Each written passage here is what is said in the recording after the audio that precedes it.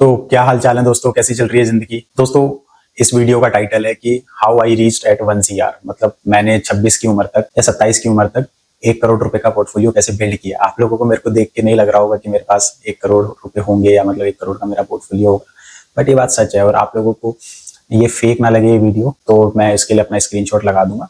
मेरा पोर्टफोलियो अभी 2 हिस्सों में डिवाइडेड है, एक यूएस मार्केट में, एक इंडियन मार्केट में। तो अराउंड इंडियन मार्केट में लगभग अभी जो मेरे पोर्टफोलियो की वैल्यू है that is around 55 lakh rupees, और यूएस मार्केट के जो पोर्टफोलियो की वैल्यू है that is around 41 lakh rupees, और जो थोड़ा सा म्यूचुअल फंड में पैसा है that is around 2 lakh rupees. तो 1 करोड़ से लगभग 2-3 लाख रुपए अभी कम है टोटल पोर्टफोलियो वैल्यू। ऑल्दो 2025 में ये वैल्यू अराउंड 1 CR से ऊपर थी, बट बिकॉज अभी यूएस मार्केट में थोड़ा सा लॉस हो गया, उस वजह से अभी 1 CR से नीचे चल रही है, but that portfolio is also recovering. तो मोटा मोटी 1 CR का मैंने पोर्टफोलियो 27 की उम्र तक बना लिया है। दोस्तों हमारे मन में ना ये मिथ है बहुत बड़ा, और मैं यूट्यूब जैसे कुछ भी पॉडकास्ट होती हैं कि 10 करोड़ बनाओ, 20 करोड़ बनाओ, तो उसमें मैं कमेंट्स पढ़ता हूँ, और 1 करोड़ पे बहुत सारी पॉडकास्ट हैं कि how to reach at first 1 CR। तो मैं देखता हूँ कि उसमें बहुत सारे कमेंट होते हैं और लोग लिखते हैं कि बिना बिजनेस के या बिना IIT IIM बैकग्राउंड के 1 करोड़ बनाना, और खासकर 30 की उम्र से पहले बनाना बहुत डिफिकल्ट है, और या इम्पॉसिबल है। तो दोस्तों ऐसा नहीं है, इम्पॉसिबल तो नहीं है, हाँ डिफिकल्ट जरूर है, ठीक है, बट इम्पॉसिबल नहीं है यार, मतलब आप बना सकते हो। तो मैं आप लोगों के साथ अपनी जर्नी शेयर करूंगा, और मैं डिस्क्लेमर दे दूं कि ना तो मैं IIT बैकग्राउंड से हूँ, ना मैं IIM बैकग्राउंड से हूँ, ना ही मैंने कोई इंजीनियरिंग करी हुई है CS या IT में, ठीक है। तीसरा, ना ही मैं डॉक्टर हूँ, और ना ही मेरे पिताजी के पास बिजनेस था। It is a pure hard work and strategy game. तो चलिए शुरू करते हैं। थोड़ी सी वीडियो लंबी होगी, लेकिन आप लोगों को समझ आएगा कि यार आप कैसे 10-12 हजार की सैलरी से आप 1 करोड़ तक पहुंच सकते हो, वो भी विद इन 10 ईयर्स। तो दोस्तों मैंने अपनी जो 12th है वो 2016 में करी थी दिल्ली के गवर्नमेंट स्कूल से, और जो मेरे मतलब मार्क्स थे दैट वाज अराउंड 80-85%। मेरे पास PCM भी था और बायोलॉजी भी था साथ में। तो मेरे पास 2 ऑप्शन थे, या तो मैं इंजीनियरिंग की तरफ जाऊँ या मैं डॉक्टरी लाइन की तरफ, नीट वगैरह देके, नीट PMT वगैरह देके मैं डॉक्टरी लाइन की तरफ जाऊँ। बट दोस्तों मैंने दोनों ऑप्शन ही नहीं चूज करे, और मैंने डिसाइड किया कि 12th के इमीडिएट बाद मैंने सबसे पहले ट्यूशन पढ़ाना शुरू किया बच्चों को। तो वहां से मेरी 4-5 हजार रुपये इनकम हो जाती थी, बट मुझे पता था कि वो सस्टेनेबल नहीं है, और ट्यूशन पढ़ाने के लिए भी आपकी खुद की एजुकेशन बहुत अच्छी होनी चाहिए। आप BSc MSc PhD करे हुए होने चाहिए, तब आप इसको long term as a business कर सकते हो। अदरवाइज अगर आप 12th क्लास पास हो सिर्फ और आप ट्यूशन पढ़ाओगे तो थोड़े सालों तक तो आपका गेम चल जाएगा, बट जब आप एक एज पे पहुंचोगे तो आप वो बिजनेस भी सस्टेनेबल नहीं रहेगा। तो मेरा ये था कि यार मेरे को नौकरी करनी है, और मैंने मतलब इंजीनियरिंग या मेडिकल की पढ़ाई इसलिए नहीं करी, मतलब क्योंकि मम्मी पापा के पास इतना पैसा था नहीं। मतलब मेरे मम्मी पापा मतलब पापा ही प्राइवेट नौकरी करते थे, और 15-16 हजार रुपये मतलब उनकी तनख्वाह थी। तो मतलब मैं मेरे पापा को देख के मेरे अंदर हिम्मत नहीं होती थी कि मैं उनसे 1-1.5 लाख रुपये मांगू और फिर तैयारी करूं, और तैयारी के बाद होना ना होना, क्योंकि मैं पढ़ने में मैं इतना तेज नहीं था कि मैं 1 साल में निकाल लेता, लगभग मुझे 2-2.5 साल का समय लग जाता। तो यार मैं वो रिस्क नहीं लेना चाहता था, और I wanted to became independent, तो मेरे को नौकरी करनी थी। तो मैंने क्या किया, मैंने मतलब एक पैरामेडिकल कोर्सेज होते हैं डायलिसिस का, तो मैंने 2016 में लगभग अगस्त मंथ में वो डायलिसिस का कोर्स ज्वाइन किया, ठीक है। लगभग दैट वाज 12 या 14 अगस्त को मैंने वो डायलिसिस का कोर्स किया। वो लगभग 6 महीने का कोर्स था, जिसमें 3 महीने आपको पढ़ाई करनी पड़ती थी और 3 महीने आपको इंटर्नशिप करनी पड़ती थी। तो डायलिसिस मतलब होता है डायलिसिस टेक्नीशियन, जिसकी जो किडनी फेल हो जाती है जिन पेशेंट्स की, तो एक आर्टिफिशियली उनका ब्लड प्योरीफाई करते हैं, उसमें से वाटर और यूरिया नाइट्रोजन वगैरह निकालते हैं एक मशीन के through. That procedure is called dialysis. तो बहुत सारे ऑप्शन थे, मतलब डायलिसिस का कर सकता था मैं, लैब टेक्नीशियन का कर सकता था मैं, रेडियोलॉजी टेक्नीशियन का कर सकता था, बट डायलिसिस मेरे को थोड़ा इंटरेस्टिंग लगा, इसलिए मैंने डायलिसिस चूज किया। तो लगभग मैंने अगस्त के महीने में डायलिसिस का कोर्स ज्वाइन किया, 3 महीने वहाँ पढ़ाई करी। उसके बाद मैं इंटर्नशिप पे चला गया। इंटर्नशिप हुई मेरी सेक्टर 9 ESIC हॉस्पिटल गुड़गांव। वहाँ पे मैंने 3 महीने मतलब इंटर्नशिप करी, और उसके बाद मेरी वहाँ पे मतलब जॉब लग गई, ठीक है। तो जॉब में my first salary was around, मतलब 2017 के स्टार्टिंग में थी, and my first salary was around मतलब 9,000 के आसपास मेरी तनख्वाह थी, और कटपिट के 7-7.5 हजार रुपये आते थे। तो दोस्तों यहाँ मतलब बहुत इंपॉर्टेंट कि 7-7.5 हजार रुपये, और मेरे को, मैं मतलब नजफगढ़ एरिया में रहता हूँ दिल्ली के, तो मेरे को नजफगढ़ से ट्रेवल करके गुड़गांव तक जाना पड़ता था, तो काफ़ी हेक्टिक ट्रेवल होता था। बट मेरा ये था कि यार मतलब वहाँ पे पहली नौकरी मैंने ले ली, क्योंकि और मैंने और बहुत बड़े बड़े हॉस्पिटल्स में गया मैं इंटरव्यू देने, बट किसी ने मेरे को रखा नहीं, क्योंकि सब लोग क्या है डिप्लोमा मांगते थे 2 साल का, या BSc करी हुई होनी चाहिए।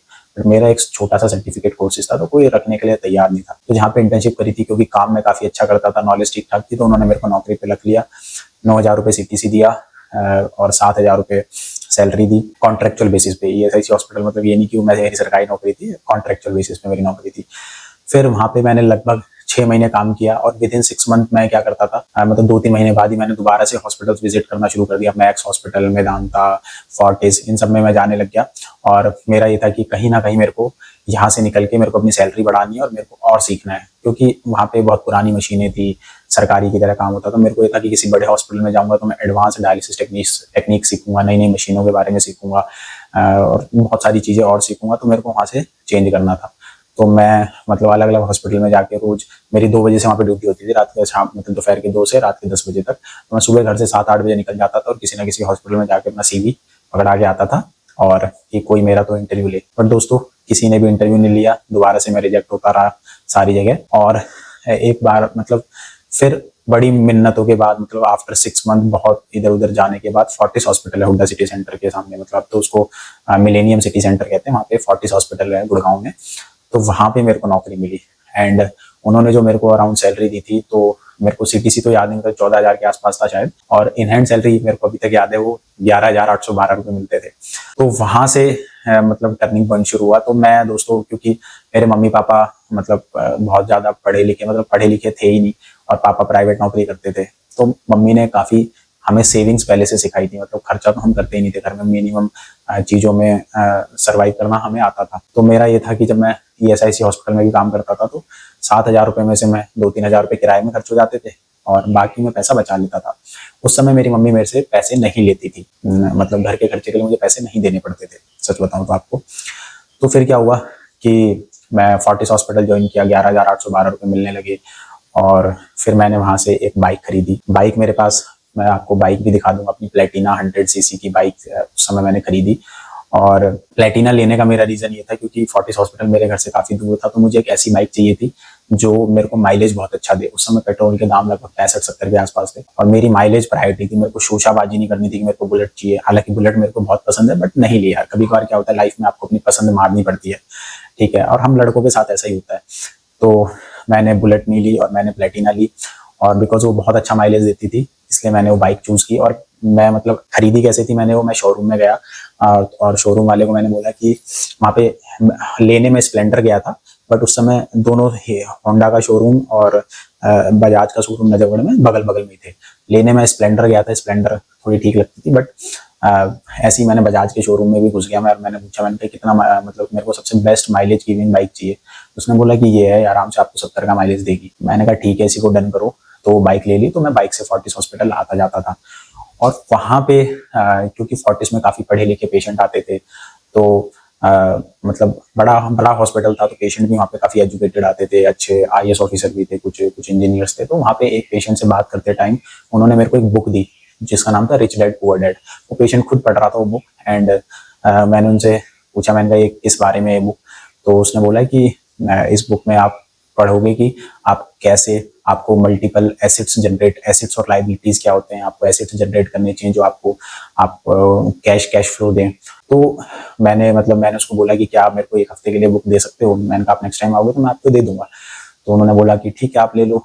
तो वो रिच डैड पुअर डैड जब मैंने बुक ली तो मैंने उसको 1 हफ्ते में पूरा पढ़ डाला। पढ़ने लिखने में अपन ठीक थे, मतलब एवरेज या अबव एवरेज आप कह सकते हो, और उस समय तो बहुत आग थी पैसा बनाने की। तो मैंने बुक ली और बुक मैंने वो पूरी पढ़ डाली, और पढ़ के मेरे को समझ आया कि एसेट्स क्या होते हैं, लाइबिलिटीज क्या होते हैं, हमें एसेट्स क्रिएट करने पे ध्यान देना चाहिए, मल्टीपल इनकम्स जनरेट करनी चाहिए जिससे हमें कैश फ्लो मिले, ऐसी एसेट्स खरीदनी चाहिए जो हमें पैसा बना के दे या जिनकी वैल्यू अप्रिशिएट करे। मतलब जो भी मैंने उस बुक में पढ़ा तो मेरे को समझ में आ गया कि यार नौकरी पे डिपेंड नहीं रहना है, मेरे को और इनकम स्ट्रीम्स जनरेट करनी है। इसके लिए मैंने क्या किया, मतलब वो बुक पढ़ने के बाद मेरे को समझ तो आ गया, बट अब ये समझ नहीं आ रहा था कि यार बिजनेस कौन सा करूं जिससे मतलब और इनकम जनरेट हो, क्योंकि साला पैसा तो था नहीं। 11,812 में से 2,500 रुपए के आसपास, 2,500 रुपए के आसपास बाइक की किस्त जाने लग गई थी, ठीक है, 2,000 का पेट्रोल भी लग जाता था महीने में, तो मोटा मोटी 7-8 हजार बच रहे थे। तो मैंने कहा यार क्या करा जाए, मतलब 7-8 हजार में कौन सा बिजनेस खड़ा होगा, और बिजनेस करूंगा तो नौकरी में टाइम नहीं दे पाऊंगा, तो यहाँ पे नहीं सीख पाऊंगा। तो उस समय मतलब फोर्टिस में मेरा HDFC में क्या बोलते हैं अकाउंट खुला था। तो उस समय बाय एक दिन मेरे को अचानक से HDFC वालों का कॉल आया और उन्होंने मेरे को बोला कि आप अपना HDFC का डायरेक्ट अकाउंट मतलब डीमेट अकाउंट खोलना चाहेंगे। तो मैंने उनसे पूछा कि डीमेट अकाउंट क्या होता है। तो उन्होंने बोला कि आप इसके थ्रू शेयर मार्केट में पैसा इन्वेस्ट कर सकते हो, जिससे कि आप SIP कर सकते हो, म्यूचुअल फंड में इन्वेस्ट कर सकते हो। तो रिच डैड पुअर डैड पढ़ के मेरे को थोड़ा तो समझ आ गया था कि मार्केट में पैसे लगाने चाहिए, शेयर्स खरीदने चाहिए, ये खरीदने चाहिए। तो मैंने उनसे बोला कि अच्छा, मैंने कहा इसका चार्ज कितना है। तो उन्होंने बोला कि पहले साल पूरा फ्री है। ठीक है, तो जब उन्होंने फ्री बोला तो मैंने कहा इसमें कुछ लॉस वॉस तो नहीं होगा। तो बंदा मेरे को उनके भी टारगेट्स होते हैं, तो बंदा मेरे को बार बार कॉल करता रहता था। और शुरुआत में मैंने उसको थोड़ा टाला, मेरे को भी कॉन्फिडेंस नहीं आया कि यार कहीं पैसा डूब जाए, कहीं कुछ हो जाए। But he gave me the confidence and I open my demat account. और खोल भी मैं इसलिए पाया क्योंकि वो फ्री था। अगर वो फ्री नहीं होता तो शायद मैं खोल भी नहीं पाता, क्योंकि पैसा खर्च किया ही नहीं जाता था। मतलब ना, इतनी मुश्किलों से हम बड़े हुए, मम्मी पापा को इतनी मुश्किलों से पैसा कमा के पैसा बचाते देखा उन्होंने, हमें पढ़ाया और घर खरीदा दिल्ली में। सबसे एक ही पूरी लाइफ में सिर्फ एक चीज कर पाए, जो उन्होंने घर खरीदा हमारे रहने के लिए। तो पैसा खर्च होता ही नहीं था यार। तो वो डीमेट अकाउंट खोला, डीमेट अकाउंट। फिर क्या हुआ, उसने मेरे को बोला कि आप SIP शुरू कर दो। ठीक है, तो उस समय मेरा IASIT करके एक फंड था और एक HDFC का फंड था, उन्हीं का HDFC लार्ज कैप फंड के नाम से था। तो उसमें दो में उसने मेरी SIP शुरू करवा दी। तो मैंने शुरुआत में 1,000 रुपए की वहाँ पे SIP शुरू कर दी। तो फिर मैं धीरे धीरे देखता था कि यार उसकी वैल्यू बढ़ रही है, कभी घटती थी कभी बढ़ती थी। फिर मैंने थोड़ा सा और खुद भी रिसर्च करना शुरू किया कि SIP क्या होता है, म्यूचुअल फंड क्या होते हैं। और मैं गूगल से, यूट्यूब से ये सब पढ़ने लगा। मतलब तो उससे पहले मेरे पास कीपैड वाला फोन हुआ करता था। तो हमारे वहाँ पे फोर्टिस में एक नीरज भैया थे, तो उनके पास HTC का फोन था, जिसमें जो 3G फोन था शायद वो। तो HTC का, तो वो अपना मतलब वो नया फोन ले रहे थे और उसको बेच रहे थे। तो मैंने बोला भैया आप ये फोन मेरे को दे दो, इसमें यूट्यूब वगैरह चलता है? कह रहे हाँ यूट्यूब चलता है, आप तो चला सकता है HTC के फोन में। तो मैंने कहा अच्छा, मैंने कहा गूगल वगैरह, कह रहा हाँ बढ़िया से चल जाएगा, कोई दिक्कत नहीं है। तो उन्होंने मेरे को 2,500 में अपना फोन बेच दिया था। तो उसका मैंने बहुत यूटिलाइज किया। मैं उस पर यूट्यूब देखता था, यूट्यूब पे सर्च करता था म्यूचुअल फंड क्या होते हैं, SIP क्या होती है, फिर रेगुलर वर्सेस डायरेक्ट क्या होता है। ये सब चीज़ें मैंने मतलब 2017 के लास्ट में मैं ये सब कर रहा था, या 2018 की आप स्टार्टिंग में कह सकते हो। तो वो सब मैं कर रहा था। फिर क्या हुआ कि जैसे ही मतलब इसके बारे में मैंने पढ़ना शुरू किया, तो फिर मैंने उनको बोला, मैंने कहा आप तो मेरा पैसा रेगुलर फंड में लगवा रहे हो, रेगुलर के थ्रू लगवा रहे हो। मैंने कहा मेरे को तो डायरेक्ट में ज़्यादा फायदा होता है। मैंने कहा इसमें आप रेगुलर में तो आप कमीशन लेते हो। तो वो बंदा बोलने लगा नहीं सर, अगर कुछ दिक्कत होगी तो मैं आपकी इसमें हेल्प करूंगा, ये वो। बट मेरे को समझ आ गया था कि डायरेक्ट म्यूचुअल फंड में पैसा लगाना is far better then in the regular way. तो फिर उसके बाद लगभग मैंने 10 महीने के आसपास, 9-10 महीने के आसपास फोर्टिस में काम किया। उसके बाद हमारी टीम मणिपाल हॉस्पिटल द्वारका खुला था लगभग 2018 के मई जून में। मैं मणिपाल हॉस्पिटल द्वारका में ज्वाइन कर गया और वहां पे मेरे को मिली 23,000 रुपये तनख्वाह, जिसमें से मेरे को कट फिट के मिलते थे लगभग 18 से 19,000 रुपये। तो मेरी सैलरी भी बढ़ गई। ठीक है, प्लस क्या हुआ कि मेरे को थोड़ी सी म्यूचुअल फंड वगैरह के बारे में नॉलेज भी हो गई थी। तो फिर उस समय ग्रो आया था, तो मैंने ग्रो पे अपना अकाउंट खोला। ठीक है, ग्रो पे अपना अकाउंट खोला और मैंने उनसे जितना भी मैंने मतलब HDFC के थ्रू मैंने म्यूचुअल फंड में इन्वेस्ट किया था, वो मैंने सारा विड्रॉ कर लिया, वो पैसा मेरे अकाउंट में आ गया। और मैंने ग्रो के थ्रू पराग पारिक में डायरेक्ट इन्वेस्टमेंट शुरू किया। ठीक है, तो डायरेक्ट इन्वेस्टमेंट करना शुरू कर दिया डायरेक्ट फंड में।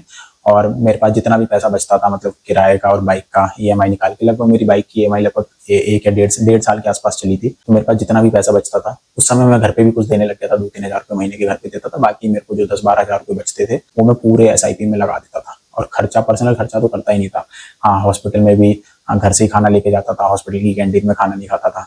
तो घर से सब्जी रोटी बनवा के ले जाता था मम्मी से या भाभी से। और मतलब खुद ही सारा पैसा, मेरा प्रायोरिटी रहती थी कि इन्वेस्ट करना है, SIP करनी है। तो मेरे को मेरी 30 तारीख को सैलरी आती थी और मैंने 2 या 3 तारीख का SIP का डेट लगा रखा था। वो सारा पैसा SIP में चला जाता था। बट जो मेरी पढ़ने की आग थी, मैं और स्टॉक मार्केट के बारे में पढ़ने लगा यूट्यूब से, और गूगल पे रिसर्च करने लगा, फिर कंपनी का फंडामेंटल एनालिसिस। तो मेरे को समझ में आया कि यार ये बहुत बड़ा सागर है और इसके बारे में समझना बहुत जरूरी है। और म्यूचुअल फंड तो करते ही रहना है साथ में, और सीखना भी इसके बारे में। सेम टाइम पे मणिपाल में काम करते करते मेरे को ये भी समझ आया कि यार पैसा ज्यादा बनाने के लिए ज्यादा पैसा लगाना पड़ेगा। ठीक है। और ज्यादा पैसा लगाने के लिए ज्यादा पैसा कमाना पड़ेगा नौकरी के थ्रू, क्योंकि मेरे पास कोई बिजनेस वगैरह तो था नहीं, या तो मैं मम्मी पापा से ले लूँ, उनके पास भी नहीं था। तो मेरा ये था कि ज्यादा पैसा कमाना पड़ेगा। अब ज्यादा पैसा कमाने के लिए मैंने सोचा कि यार अगर मैं नौकरी करता हूँ और यहाँ से 10-15% मेरी जो साल में तनख्वाह बढ़ती है, 15% तो बढ़ाते भी नहीं थे, 10% बढ़ाते थे। तो मैंने कहा यार इसके थ्रू तो मैं कभी भी मतलब बहुत पैसा नहीं बना पाऊंगा। तो मेरा ये था कि ज्यादा से ज्यादा मैं एसआईपी करूं, बट ज्यादा से ज्यादा एसआईपी, अपनी तनख्वाह से ज्यादा एसआईपी आप कैसे करोगे? आप खर्चे तो एक लिमिट तक ही काट सकते हो ना, उसके अलावा तो काट नहीं सकते। तो सारा पैसे की मैं एसआईपी कर ही रहा था। तो मेरे को ये था कि नहीं यार, अब तो सैलरी बढ़ानी है। तो मैंने क्या किया, 1 साल मणिपाल में काम किया और उसके बाद मैंने इधर उधर इंटरव्यू देना शुरू किया अलग अलग हॉस्पिटल में अपनी सैलरी बढ़ाने के लिए।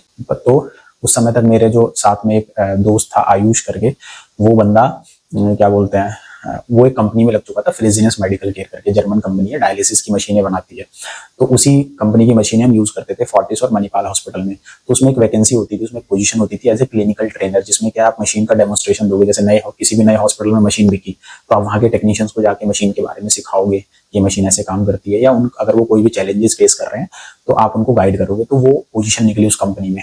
तो लगभग 2019 के लास्ट की बात है, 2019 के लास्ट तक मैंने मणिपाल में काम किया। 2018 के मिड से 2019 के लास्ट तक लगभग 1.5 साल के आसपास काम किया। और मेरे को उस कंपनी में मतलब अपॉर्चुनिटी मिल गई। तो उस कंपनी में, बट वो अपॉर्चुनिटी मिली मेरे को नागपुर में। तो मैं तो कभी दिल्ली से बाहर गया भी नहीं था, मतलब या तो दिल्ली से सिर्फ मैं बाहर मेरठ तक गया था अपने गाँव तक, अदरवाइज मैं दिल्ली से कभी बाहर गया भी नहीं था। बट वो अपॉर्चुनिटी मिली and they offer me the salary of 50,000 rupees, क्योंकि उस कंपनी में मिनिमम पैकेज ही लगभग 40-45 या 50,000 के आसपास था। और उस समय तक बढ़ के मेरी मणिपाल में तनख्वाह लगभग 26-27 हजार रुपये हो गई थी। और उन्होंने मतलब मेरे को मैंने उनसे बहुत हार्ड नेगोशिएट किया कि मैडम मैं वहाँ मूव कर रहा हूँ, मेरा खर्चा होगा, ये होगा, फलाना होगा, वो करके somehow able to I got the CTC of 50,000 rupees का मेरे को सीटीसी मिल गया, जिसमें पीएफ वगैरह सब मेरी साइड से कट रहा था। पीएफ वगैरह मिला के बता रहा हूँ मैं आपको। But it was a huge salary package for me, 50,000 का। तो मैं नागपुर चला गया फिर 2020 के स्टार्टिंग में, कोरोना से जस्ट पहले मैं नागपुर गया। और नागपुर मतलब हाँ, मैं एक चीज यहाँ पे मिस कर गया। जब 2019 में मैंने एसआईपी अमाउंट बढ़ा दिया था, तो उस समय मैंने क्या किया, उस समय मैंने कंपनीज का फंडामेंटल एनालिसिस करना शुरू कर दिया यूट्यूब से वीडियोस वगैरह देख के। और मैंने वरुण मल्होत्रा सर का एक कोर्स था, मतलब वरुण मल्होत्रा EIFS करके ये कोर्स कराते हैं। तो मैंने 2019 में इनका लगभग, इन्होंने 15,000 के आसपास रुपए लिए थे मेरे से, और इनकी लगभग 36-37 घंटे का कोर्स था, वो किया। तो मेरे को मतलब सेक्टोरल एनालिसिस करना आ गया कि सेक्टर का एनालिसिस कैसे करते हैं, कंपनी का फंडामेंटल एनालिसिस कैसे करते हैं, प्रॉफिट एंड लॉस स्टेटमेंट कैसे पढ़ते हैं, बैलेंस शीट कैसे पढ़ते हैं, कैसे कंपनीज कैश फ्लोज क्या होते हैं। तो मेरे को मोटा मोटी डायरेक्ट कंपनीज में इन्वेस्ट करने का मतलब थोड़ा आइडिया हो गया था। 2020 में मैं नागपुर गया, ठीक है। वहाँ पे अराउंड 41,000 के आसपास मेरी इन हैंड सैलरी थी। और उस कंपनी में मेरा फील्ड का काम था, मतलब मैं अलग अलग हॉस्पिटल में विजिट करता था और उनको मशीन के बारे में गाइड करता था। तो मैं पूरा नागपुर का विदर्भ एरिया हो गया, जैसे अपना नागपुर हो गया, अमरावती, अकोला, बुल्ढाना, महकर, मलकापुर, गढ़चिरौली, ये सब एरिया देखता था। प्लस मैं MP और छत्तीसगढ़ भी देखता था। तो इतने एरिया में मेरे को घूमना होता था। तो कंपनी क्या है, साथ में DA देती थी। अगर आप दिन में मान लो नागपुर से मैं कहीं किसी हॉस्पिटल में गया, नागपुर में, तो अगर वो हॉस्पिटल 30 किलोमीटर दूर है तो 30 किलोमीटर जाना, 30 किलोमीटर आना, 60 किलोमीटर। तो 60 किलोमीटर मल्टीप्लाई बाय 10 रुपीज, या उस समय शायद वो 8 या 9 रुपए के आसपास देते थे। तो 400-500 रुपए दिन के ऐसे बन जाते थे। तो इस 400-500 से मैं क्या करता था अपना, और मैं अपने साथ में बाइक भी लेके गया था वहाँ पे। तो इस 400-500 रुपए से मैं क्या करता था, अपना पर्सनल खर्चा निकाल लेता था, वहाँ पे रहने खाने का वो खर्चा मैं निकाल लेता था। और मेरा प्रायोरिटी होती थी कि मैं सैलरी को बचा के रखूं, और सैलरी में पूरी सेव करता था। और तब तक मेरे को थोड़ा सा अंदाजा भी होने लगा था। और आपको पता है मार्च में कोविड में मार्केट क्रैश हुई, ठीक है। तो मेरा जो SIP अमाउंट जो मैंने पहले किए थे वो भी लगभग 40-50% डाउन हो गया था। पराग पारी खुद इटसेल्फ वाज 40-50% डाउन। तो मेरी SIP जितनी भी मैंने इससे पहले मतलब 3-3.5 लाख रुपए टोटल वैल्यू थी उसकी, वो कर रखी थी, वो घट के पूरा 1-1.5 लाख पे वापिस आ गई। और उस समय बट उस कोरोना के टाइम पे मुझे कोर्स करके इतना तो अंदाजा हो गया था कि जब मार्केट घटती है तो पैसा लगाना है। पैसा तो और था नहीं, जो था वो ऑलरेडी इन्वेस्टेड था, और हर महीने में तनख्वाह पे डिपेंड था। बट तनख्वाह मेरी बढ़ गई थी, तो तनख्वाह लगभग मेरी, और उस समय तक मेरी बाइक की EMI भी खत्म हो गई थी। तो लगभग मैं जो 35-40 हजार रुपए कमा रहा था, मतलब वो मैं पूरे लगाता था। उस समय तक मेरे को, क्योंकि पापा वगैरह उस समय तक नौकरी छोड़ चुके थे, तो मेरे को घर पे भी 5-6 हजार रुपए देने पड़ते थे। बट मैं बहुत कम पैसे देता था घर पे, और मेरे घर वालों को आदत है कम पैसे में खर्चा चलाने की। तो हम 6-7 हजार में महीने का घर का खर्चा चला लेते थे, मतलब 3 जनों का रहना है। क्योंकि घर रहने के लिए तो अपना घर था ही, खाने के लिए हमारी गाँव में थोड़ी सी जमीन है, तो वहाँ से गेहूँ वगैरह आ जाते हैं, गेहूँ चावल वहाँ से आ जाते हैं। और मतलब मोटे मोटे खर्चे होते हैं वही करने होते हैं। तो आराम से 6-7 हजार में घर का खर्चा।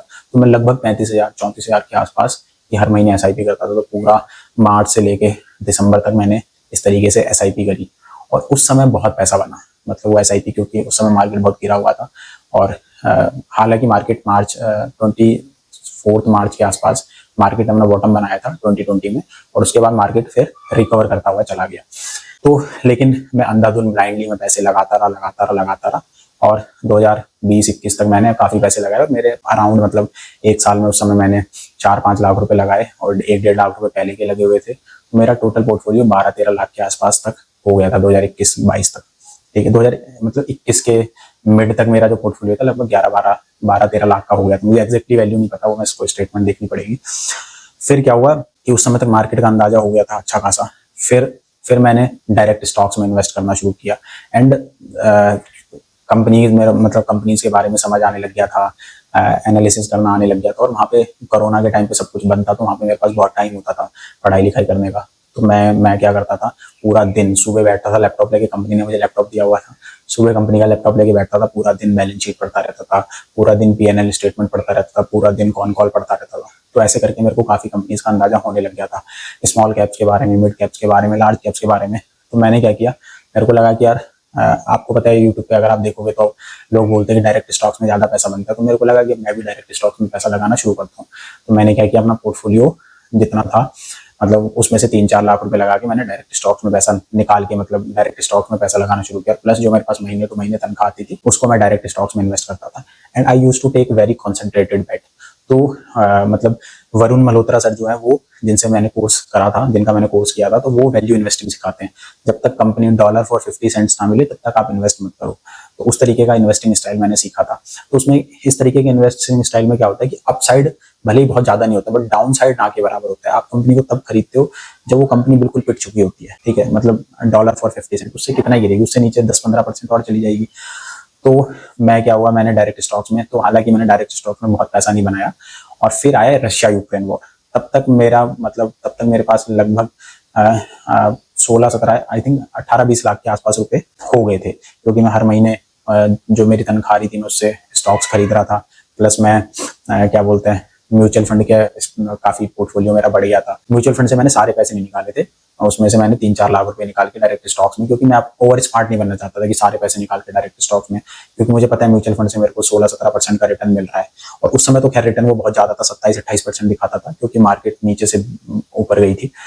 तो मैंने मतलब ये शुरू किया और डायरेक्ट स्टॉक्स में, हालांकि उस समय मतलब मार्केट काफी अपना टॉप पे थी, तो मतलब इतना पैसा नहीं बना। फिर लेकिन पैसा इकट्ठा काफी हो गया था, क्योंकि मैं हर महीने अपनी पूरी सैलरी लगभग सेव कर रहा था। और फिर आया रशिया यूक्रेन वॉर। ठीक है, 2022 के स्टार्टिंग में रशिया यूक्रेन वॉर हुआ था। और भाई मतलब तब मेरे को याद है कि निफ्टी अराउंड 18-20% के आसपास गिरा। और मेरे को उस समय तक निफ्टी को वैल्यू करना आ गया था कि मार्केट को वैल्यू कैसे करते हैं, सस्ता है महंगा है, और ये सब चीजें मैंने कोर्स में सीख ली थी और इसको थोड़ा प्रैक्टिकली भी अप्लाई कर करके, और पढ़ता तो मैं था ही, रोज 4-5 घंटे मार्केट के बारे में पढ़ता था। तो तब मेरे को समझ आया। तो लगभग जब निफ्टी 15% डाउन हो गया, तो उस समय मैं रैली को मिस नहीं करना चाहता था। तो मैंने क्या किया, 15% डाउन आती पैसा लगाना शुरू किया। उस समय जो मैंने पैसा लगाया, that I started investing in small caps. ठीक है, तो मैंने स्मॉल कैप्स वगैरह में पैसा लगाना शुरू किया। और हुआ क्या कि उस समय बसंत महेश्वरी सर ने अपना क्या बोलते हैं, अपना स्मॉल केस भी लॉन्च किया था जस्ट उससे पहले। तो मेरे को लगा कि यार खुद स्टॉक्स में इन्वेस्ट करने से अच्छा है कि एक जो एक्सपर्ट है, अगर आप उसके स्टॉक्स में इन्वेस्ट करोगे, और अभी मार्केट वैसे भी बहुत गिरा हुआ है, तो आपको एक्सपोनेंशियल रिटर्न मिल सकते हैं। तो मैंने क्या किया, उनका जो बीएम विजन 2030 था वो मैंने खरीदा और उसमें मैंने पैसे लगाने शुरू करे। और क्योंकि मार्केट काफी डाउन था, स्टॉक्स काफी नीचे थे, और उसमें स्मॉल कैप और मिड कैप स्टॉक्स थे ज्यादातर, तो मैंने उनको जब नीचे खरीदा, बॉटम पे खरीदा, मतलब निफ्टी 15% डाउन था तो स्मॉल कैप 20-25% डाउन थे, तो उस समय जब मैंने खरीदा तो वो मेरे को बहुत एक्सपोनेंशियल रिटर्न मिला। और लगभग मेरा अगले 1-1.5 साल में, मतलब जब मार्केट रिकवर किया, मेरा पोर्टफोलियो लगभग डबल हो गया था। तो that's how I able to reach around at 40, मतलब 20-22 लाख रुपए मेरे 44-45 लाख रुपीज हो गए थे। फिर मैंने क्या किया, मतलब इसी बीच में मैंने अपनी नागपुर से, मतलब 2022 के लास्ट में, 2021 के लास्ट में, मतलब मैंने नागपुर से मैं जॉब स्विच करके लखनऊ आ गया था। एक कंपनी थी बैक्स्टर, यूएस की कंपनी थी, वो मैंने ज्वाइन करी सेल्स में। ठीक है, तो मैं लखनऊ बेस्ड हो गया और उसमें मेरी सैलरी भी बढ़ गई थी। मेरी सैलरी लगभग 50-52 हज़ार से बढ़ के लगभग 75,000 के आसपास हो गई थी। तो मतलब मैंने उनसे 40-45% हाइक मांगा था। तो मैं लखनऊ आ गया था, तो मेरी और सैलरी भी बढ़ गई थी। अब मैंने थोड़ा सा बीच में मिस कर दिया, मतलब 2021 के लास्ट में मैं क्या बोलते हैं लखनऊ आ गया था। और ये सारी जो मैंने बसंत महेश्वरी सर का पोर्टफोलियो मतलब स्मॉल केस खरीदा, ये मैंने लखनऊ आने के बाद किया। और उस समय बिकॉज मेरी सैलरी बढ़ गई थी, तो मैं और ज्यादा इन्वेस्ट करने लगा। प्लस उस कंपनी में मेरे को इंसेंटिव भी मिलता था। इंसेंटिव मीन्स क्वार्टरली इंसेंटिव होते थे हमारे, लगभग 60-65,000 के आसपास। तो उसमें से मतलब अगर आप कुछ फिक्स नंबर ऑफ ट्रेनिंग्स कर देते थे, तो उसमें आपको 45-50 हजार रुपये, आपके फिक्स नंबर ऑफ टारगेट्स होते थे, अगर आप वो कर देते थे तो आपको लगभग 50-55 हजार रुपये क्वार्टरली मिलते थे। तो मैं क्या करता था, मेरी आदत थी। और प्लस आप हॉस्पिटल विजिट करने के आपको 10 रुपये पर किलोमीटर के हिसाब से ट्रेवल अलाउंस भी मिलता था। तो जो मेरे को हॉस्पिटल विजिट करने से जो मैं पैसा कमाता था महीने का 10-12 हजार रुपये, इससे मैं अपना पर्सनल खर्चा चला लेता था। प्लस इंसेंटिव का कुछ अमाउंट, मान लीजिए 50 हजार क्वार्टरली में कमा रहा हूँ, तो उसमें से मैं 20-30 हजार रुपये घर पे दे देता था घर के खर्चे के। बाकी में पूरी सैलरी प्लस एडिशनल जो इंसेंटिव में से बचता था वो मैं इन्वेस्ट करता था। तो इन्वेस्ट किया तो उस समय मतलब रशिया यूक्रेन वॉर के टाइम पे काफी बॉटम पे मैंने इन्वेस्ट किया, और मतलब मेरे को एक्सपोनेंशियल रिटर्न मिला। और मेरा पोर्टफोलियो जो अराउंड 40-50 लाख के आसपास पहुंच गया था। देखो एग्जैक्ट अमाउंट तो किसी को नहीं पता कहाँ कब कैसे पहुंचा, बट हाँ कि ये है कि 50 लाख के आसपास मेरे पोर्टफोलियो की वैल्यू हो गई थी। अब फिर मैं बीएम विजन 2030 जो सर का स्मॉल केस था, उससे मैं एग्जिट कर गया और मैं खुद से मार्केट में इन्वेस्ट करने लगा। बीच में मैं एक चीज मिस कर गया, क्योंकि ये वीडियो मतलब कोई स्क्रिप्टेड नहीं है या मैंने कोई स्क्रिप्ट नहीं लिख रखी, जस्ट मैं ऐसी लेमैन की तरह बोल रहा हूँ। तो इस बीच में 2023 के लास्ट में मैंने अपनी जॉब दोबारा से स्विच कर ली, और मतलब मैंने बैक्स्टर में 2 ही साल लगभग काम किया, 2021 के लास्ट से 2023 के लास्ट तक। और फिर मैं दिल्ली आ गया। तो कोलोकास्ट करके एक कंपनी थी जो कि ये ऑन्को सर्जरी में मेनली डील करती थी और स्टोमा पेशेंट्स के इक्विपमेंट बनाती थी। तो वो मैंने ज्वाइन करी। लगभग उन्होंने मेरे को 12 लाख का पैकेज दिया, और 1 साल बाद वो बढ़ के मेरा पैकेज लगभग 13 लाख के आसपास हो गया। 7-8% का उन्होंने इंक्रीमेंट दे दिया था। और वो डेली का मेरे को 600 रुपीज अलग से देते थे just to visit the hospital, जो कि होता था पेट्रोल का खर्चा। उसमें आप चाहे खा पी लो, उसको उसके लिए आपको कोई बिल नहीं दिखाना होता था, या आप उसको पेट्रोल में क्लेम कर लो, जो भी करना है कर लो। तो मैं तो प्लेटिना, मेरी बाइक अभी भी जो मैंने 2017 में खरीदी थी, आज तक वो अभी भी मैं वही यूज कर रहा हूँ दोस्तों, ऐसा नहीं है, ठीक है। तो उसी को यूज करता था। तो दिल्ली में इधर उधर विजिट करने में रोज का लगभग 1 से 1.5 लीटर पेट्रोल लग जाता था, और लगभग 400-450 रुपये बच जाते थे। उसमें से 100-150 का मैं बाहर खा भी लेता था, तो लगभग 200-300 रुपये अलग से बच जाते थे। और प्लस सैलरी तो अच्छी हुई गई थी। और प्लस सेल्स की जॉब में क्या होता है दोस्तों, इंसेंटिव भी होते हैं। तो क्वार्टरली कुछ छोटा मोटा इंसेंटिव भी आ जाता था, लगभग 50-60 हजार के आसपास, 70 हजार आ गया कभी। तो इससे क्या है, मेरे घर का खर्चा निकल जाता था, और डीए से मेरा पर्सनल खर्चा निकल जाता था, और सैलरी लगभग मैं बचा लेता था। अब 2024 में अक्टूबर तक आते आते लगभग मार्केट टॉप आउट कर गया था। तो उस समय आई डिसाइडेड कि यार मुझे मतलब I can not put all my eggs in one basket. तो मुझे लगा कि यार डाइवर्सिफाई करना जरूरी है पोर्टफोलियो का ना। और डाइवर्सिफाई मतलब सिर्फ इंडिया में इन्वेस्ट नहीं करना, मतलब इंडिया के बाहर भी इन्वेस्ट करना है। तो आई डिसाइडेड कि मैं यूएस मार्केट में इन्वेस्ट करूंगा। तो यूएस मार्केट में मैंने अराउंड उस समय 10 लाख का बैंक से लोन लिया, और 10 लाख के लगभग मैंने पैसे इकट्ठे कर लिए थे। और इंडियन मार्केट का जो मेरा पोर्टफोलियो है वो तो अराउंड 50 लाख के आसपास हो ही गया था। तो 10 लाख के आसपास मैंने वो पैसे इकट्ठे करे, और 10 लाख का लोन लेके मैंने 20 लाख रुपए मैंने टोटल ट्रांसफर कर दिए यूएस मार्केट में। तो अपना मैंने जो ये मोतीलाल ओसवाल का राइज ऐप है, इसके थ्रू मैंने मतलब वहाँ का मैंने अकाउंट खोल रखा है, और वहाँ पे मैंने पैसे ट्रांसफर करे। तो एक्चुअल जो मेरे डीमेट अकाउंट में आए पैसे, वो आए लगभग 17,58,000 के आसपास, क्योंकि 2.5 लाख के आसपास, मोटा मोटी 2,10,000 के आसपास तो ट्रांसफर करने का चार्ज चला गया। प्लस साला 2,30,000 के आसपास ये टीसीएस कट गया। हालांकि वो बाद में मैंने आईटीआर में क्लेम कर लिया था, बट उस समय तो जो एक्चुअल में अमाउंट वहाँ पे मेरे डीमेट अकाउंट में आया, दैट वाज अराउंड 17,58,000 के आसपास। और उससे मैंने टेस्ला खरीदा, ठीक है, क्योंकि बसंत महेश्वरी सर भी कई बार वीडियोस में आके टेस्ला के बारे में रिकमेंड करते रहते थे, तो मैंने टेस्ला खरीदा। I put entire money, 17 lakh के आसपास पूरे पैसे मैंने टेस्ला में डाल दिए थे। और टेस्ला जैसी लगभग मैंने 210-15 के आसपास मैंने टेस्ला खरीदा था, 215-220 के आसपास। और मतलब मेरे को उस पे लगभग 60-70% का गेन हुआ, and I sold the Tesla. मतलब 350 या 450 के आसपास वो आया था उस समय बीच में, और मैंने उसको बेच दिया। एंड देन मैं क्या मतलब फिर मैंने बाकी जैसे माइक्रोसॉफ्ट खरीदा, मेटा खरीदा, और एक तो और स्मॉल कैप खुद का एनालिसिस करके मैंने वहाँ पे पैसे लगाए। थोड़ा सा एनवीडिया खरीदा, थोड़ा पेलेंटियर खरीदा, ऐसे करके मैंने 4-5-6 स्टॉक खरीदे।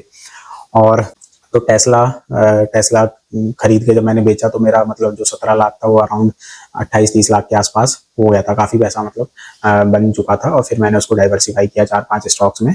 और फिर वहाँ से उस समय आपको याद होगा कि यूएस मार्केट मतलब ने काफ़ी अच्छा रैली किया था 2025 के स्टार्टिंग तक। हाँ, आप कह सकते हो मतलब 2025 के लगभग 2025 के जून जुलाई तक यूएस मार्केट ने काफी अच्छा उस समय मतलब रिटर्न बना के दिया था। तो मेरे जो पोर्टफोलियो की वैल्यू थी वो 58 लाख रुपए हो गई थी, मतलब 58 लाख रुपीज। तो मैंने इन्वेस्ट कितना किया था, टोटल 17,58,000 रुपए।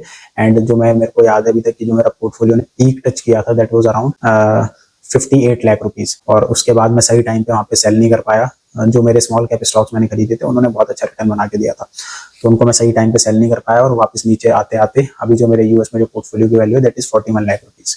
हालांकि ये 35 लाख के आसपास आ गई थी, 34 तक आ गई थी, 58 से गिर के पोर्टफोलियो 34 पे आ गया था, बट अभी वो रिकवर करते करते 41 के आसपास पहुंच गया है। एंड आई बिलीव कि वो लगभग अगले 2-3 महीने अगर थोड़ा सा मार्केट ठीक रहा तो 50 लाख के आसपास वापस टच करेगा।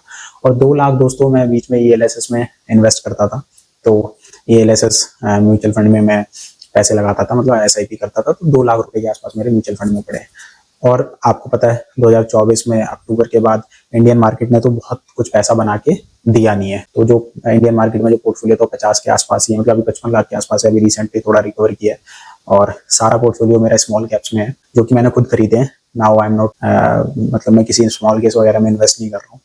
प्लस यूएस मार्केट के पोर्टफोलियो की वैल्यू लगभग 41 लाख के आसपास है, ठीक है। तो 55 और 41 हो गया लगभग आपका 55 और 40 आपका कितना हो गया, 65-85-95 के आसपास हो गया, 96-97 लाख का मतलब टोटल मेरा अभी पोर्टफोलियो की वैल्यू है।